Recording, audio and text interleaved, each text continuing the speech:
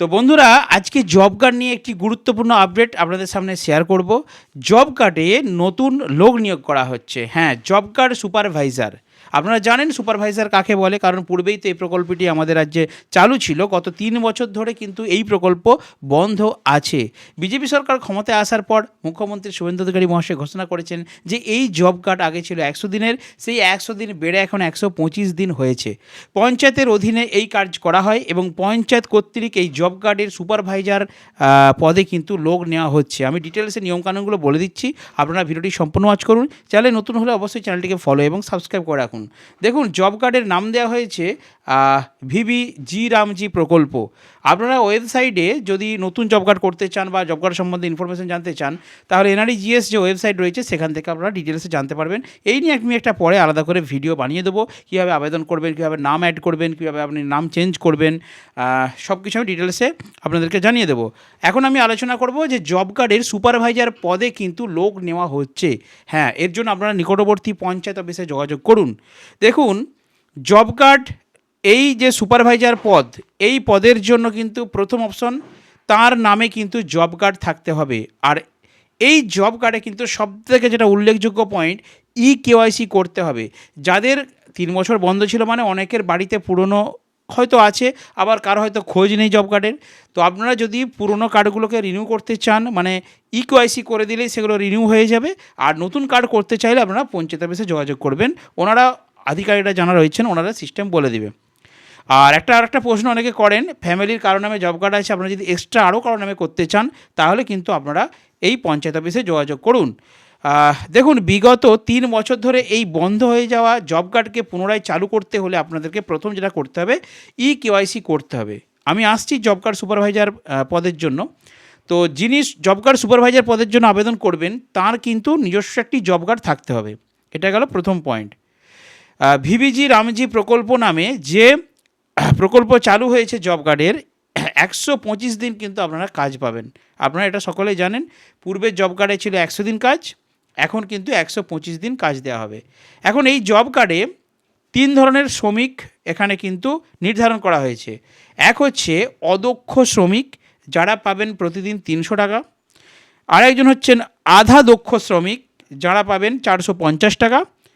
আর একজন হচ্ছেন দক্ষ শ্রমিক, যারা পাবেন 600 টাকা। এই দক্ষ শ্রমিকটাই হচ্ছেন জব কার্ড সুপারভাইজার। তো এই জব কার্ড সুপারভাইজার হতে গেলে কী কী যোগ্যতা লাগবে সেটা একবার জেনে নিন। প্রথমত বলা হয়েছে মাধ্যমিক পাস হতে হবে। এই কাজ, মানে এই যে জব কার্ড সুপারভাইজার কাজ, এটা কিন্তু কন্ট্যাকচুয়াল পোস্ট, কোনো পার্মানেন্ট পোস্ট নয়। 3 নম্বর, মাস্টার রোল অনুযায়ী কিন্তু বেতন হবে। যেরকম কাজের মানে কাজ আসবে, কাজের মাস্টার রোল হবে, সেই মাস্টার রোল অনুযায়ী কিন্তু তিনি টাকা পাবেন। জব কার্ড সুপারভাইজারের কথা বলছি। ফিজিক্যালি কিন্তু ফিট থাকতে হবে। যিনি জব কার্ড সুপারভাইজারের পদে নিয়োগ হবেন তাকে কিন্তু ফিজিক্যালি, মানসিক দিক দিয়ে, শারীরিক দিক দিয়ে ফিট থাকতে হবে। কোনো আনফিট ব্যক্তি, অসমর্থ ব্যক্তি, অক্ষম ব্যক্তি কিন্তু হবে না। 5 নম্বর, অ্যান্ড্রয়েড মোবাইলে কাজ জানতে হবে। যে এখন তো সব স্মার্টফোন, তো সেই স্মার্টফোনেতে কাজ জানতে হবে। কারণ কি?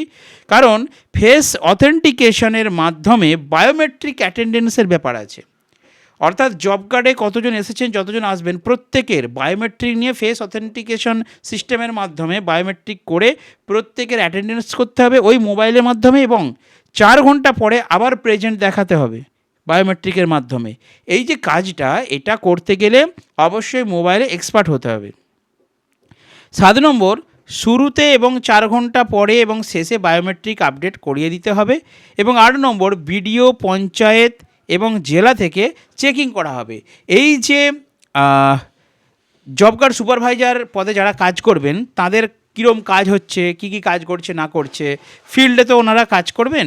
তো যে কোনো সময় কিন্তু বিডিও অফিস থেকে, পঞ্চায়েত অফিস থেকে অথবা জেলা থেকে চেকিং করতে আসবেন। 9 নম্বর, 50% মহিলাদেরকে নিয়োগ করা হবে। এই যে জব কার্ড সুপারভাইজার পদটা আছে, এখানে 50% মহিলাদের জন্য নিয়োগ আছে। অর্থাৎ আপনারা ছেলেরাও 50% করতে পারবেন এবং মেয়েদের ক্ষেত্রে 50% কিন্তু রিজার্ভ করা হয়েছে সরকারের পক্ষ থেকে। 10 নম্বর, সেলফ হেল্প গ্রুপের মেয়েদেরকে কিন্তু এই 50%-এর মধ্যে নেওয়া হবে। অর্থাৎ এই যে মহিলারা মানে যেই মহিলারা সুপারভাইজার হতে চাইছেন তাদেরকে কিন্তু অবশ্যই সেলফ হেল্প গ্রুপের মহিলা হতে হবে, এটাও কিন্তু শর্ত রাখা হয়েছে। এবং 11 নম্বর যে পয়েন্টটা বলা হয়েছে, যে মাস্টার রোল বেরোবে সেই মাস্টার রোলটা কিন্তু যিনি সুপারভাইজার থাকবেন তার নামে বের হবে এবং ফিল্ডে গিয়ে সেই মাস্টার রোলটি কমপ্লিট করে কি কাজ হচ্ছে না হচ্ছে টোটাল ডিটেলস তথ্য সব কিছু ইনফরমেশান দিয়ে সেটা কিন্তু পঞ্চায়েতে নিয়ে আসা থেকে পৌঁছে দেওয়া পুরো দায়িত্বটাই কিন্তু এই জব কার্ড সুপারভাইজারের। 12 নম্বরে বলা হচ্ছে জব কার্ড সুপারভাইজার হতে গেলে তাকে কিন্তু ফার্স্ট এড বক্স রাখতে হবে, ড্রিঙ্কিং ওয়াটার অর্থাৎ পানীয় জল রাখতে হবে এবং বাচ্চাদের থাকার ব্যবস্থা করতে হবে। যদিও এই কার্যে কিন্তু বিডিও অফিসের স্যারেরা বা পঞ্চায়েত অফিসের অন্যান্য আধিকারিকরা কিন্তু সহায়তা করবেন। 13 নম্বর যেটা বলা হচ্ছে সর্বশেষ পয়েন্ট, জব কার্ডগুলি জব কার্ড হোল্ডারদের কাছে রাখতে হবে। খুবই গুরুত্বপূর্ণ এবং খুবই ভাইটাল একটা পয়েন্ট শেষে আমি বলে দিচ্ছি।